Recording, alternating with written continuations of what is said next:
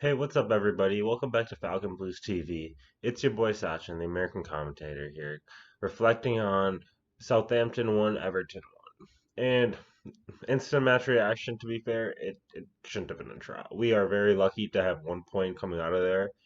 Could have given up 3 or 4 goals, and we did not look like we were going to create many chances. But let's go over the lineup like we usually do. Um, Midfield was Davies and Gomez, which I knew straight away was going to be a problem, given how Gomez had performed last match with no legs and being off the pace.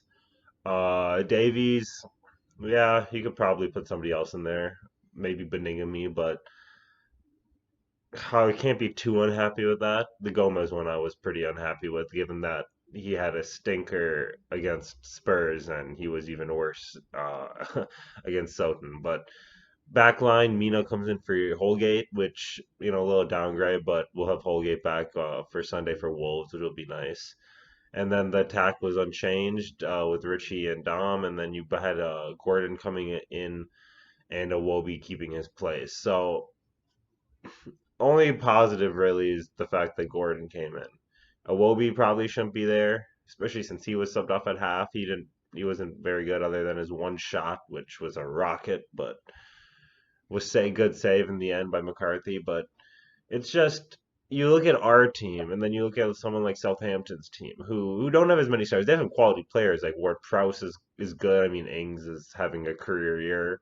But they don't have nearly the names or the internationals that we do. And then you look at how they played in the first half, and oh my goodness, our midfield they played like our midfield wasn't there. The fluidity, the interchanging, how Danny Ings is actually I hate that little rat, but my goodness, he is very good, and his goal was a natural goal scorer's goal.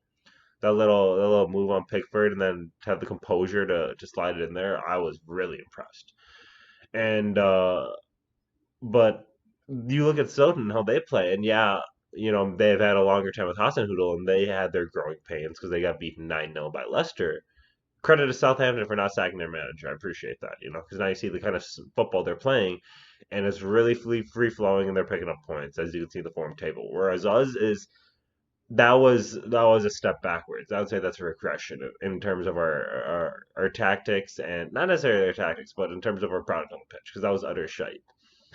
There's no rhythm. Our midfield just can't do anything. Our midfield, oh, it was honestly pathetic watching Gomez just try anything yesterday. It was just defensively he's so poor.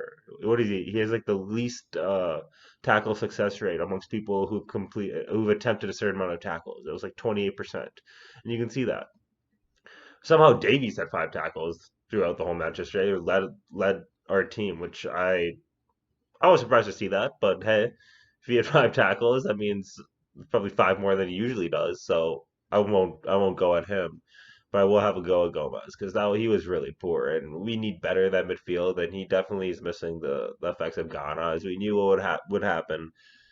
And we still don't have a replacement because Delph is never a replacement for Ghana. And who knows if Gabami is? Who knows what Gabami can do? But we played poorly first half. They played well.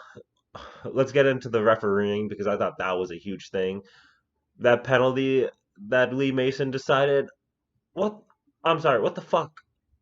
How in real time can you decide that that's a penalty? And then Andy Madley over the VAR, I watched that 30 times. He's going down before Gomez even puts his foot anywhere close to him, and it's not even a foul. Maybe it's a foul, in your defensive third when you whip possession or whatever. Maybe. But if for a penalty, a pen? No, no, no, no, no. Never a penalty.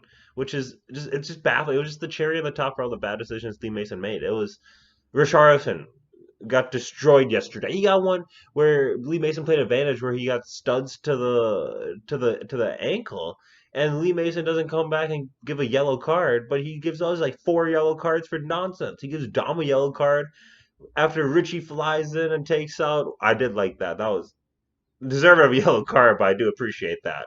That's Dog's War mentality. I forget who he took out, but he just slid right through the back and took him out and was pissed.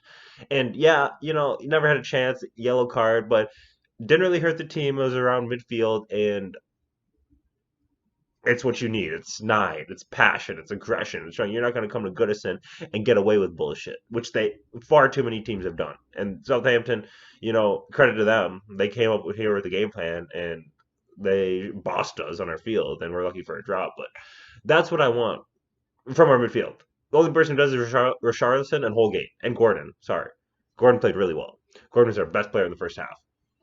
But Lee Mason makes the whole match about himself, just bad decision after bad decision.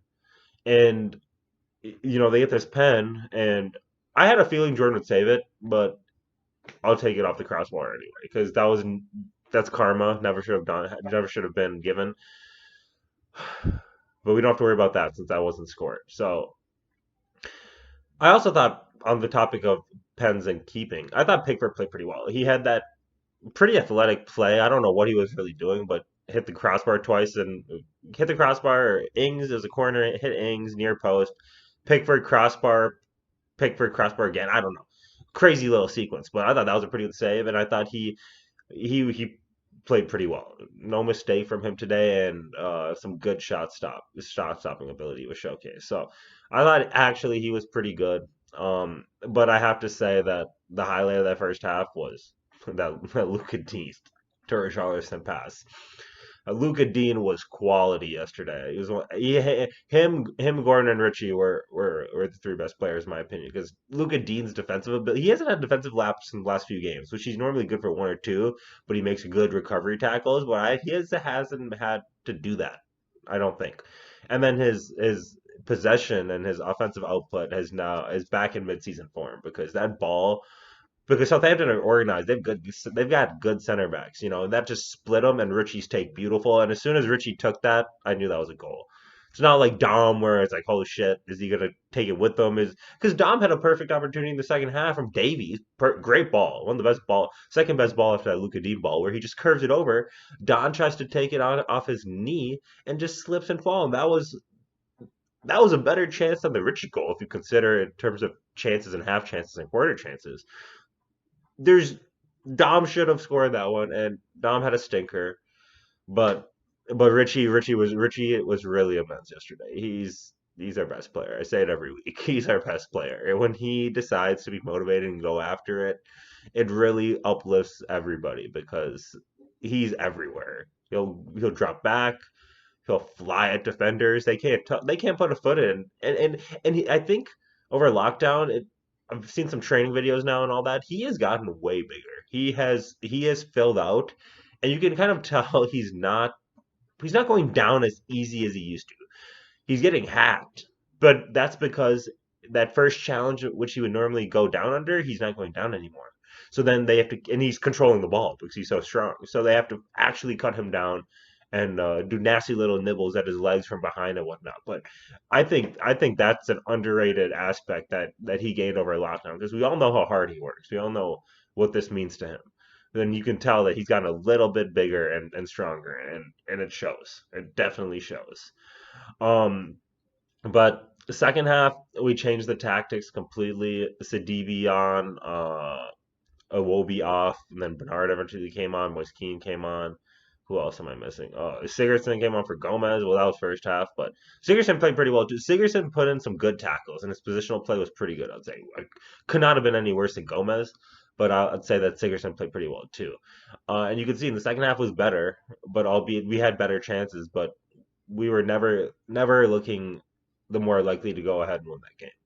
Which is, I mean, yeah, you have to give it time. We need recruitment, clear as day. Anyone can see it. Carlos sees it. He said he's been promised funds in the summer. So, like I said, Europe was off after last game. Now it's all about figuring out who's in the plans for next year because you have to figure that out. You can't have a team like Sheffield United come get promoted and go be fifth for most of the season. Yeah, they've slipped a little, but we're Everton.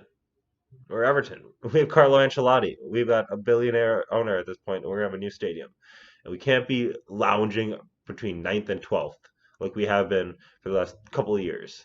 Other than one year we got Europa and almost got relegated. But we deserve better. We deserve more. Like this is why teams they get promoted like Southampton or even not even those are the teams, Newcastle. That's why these fans think they have a bigger club than us. West Ham's because we just can't beat the teams we're supposed to beat and get the results we're supposed to get, and then get lucky every once in a while. We never get a break. Even though yesterday we did have our first break of luck in three matches with that pen going on the bar, but the end of the season's a wash. Like I said last week after last match, we go against Sunday versus Wolves. I have no confidence for that. If we get a draw, I think that's a good result for us because we're not in very good form after our first two, and we get Holgate back, but we have no midfield. So throw him in midfield, do something. But if we don't have a midfield, João Moutinho and Ruben Neves and Dendoncker are going to run the show on Sunday, and Jota and Johnny and are going to boss us because they're pretty damn good. But anyways, this is a longer video, but thanks for watching. Hit that like button, hit that subscribe button. Comment below what you like or don't like. Up the fucking Toffees, Colin Chong on to Sunday.